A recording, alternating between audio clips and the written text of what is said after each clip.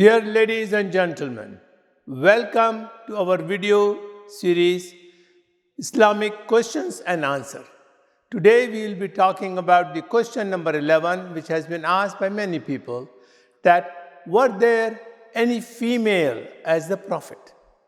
The answer is, while most of the Muslim theologians historically consider all prophets to have been men, some hold the view that there were female prophets, especially since only 24 of the 124,000 prophets as identified in the Quran. 4 of the women regarded by these scholars as prophets are Bibi Hawa or Eve, the first female created by Allah subhanahu wa ta'ala. Secondly, the mother of Musa alayhi salam, who is not named in the Quran.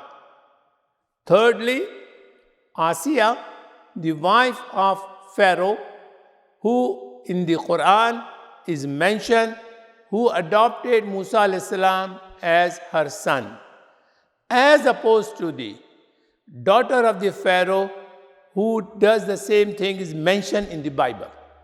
In Bible, daughter mentioned. In the Quran, the Pharaoh's wife is mentioned. Lastly, Bibi Maryam, the mother of Jesus alayhi salam, because all these ladies received the direct divine revelation.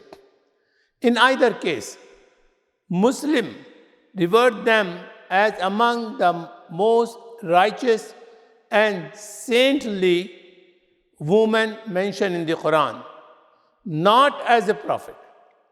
According to one hadith, there were 124,000 prophets. In the another hadith, there were 224,000 prophets.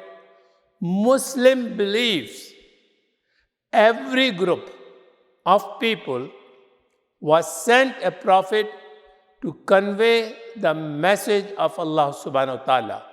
In summary, majority of the Muslim ulama and majority of the Muslims believes that all prophets are men and there were no female prophets. Thank you.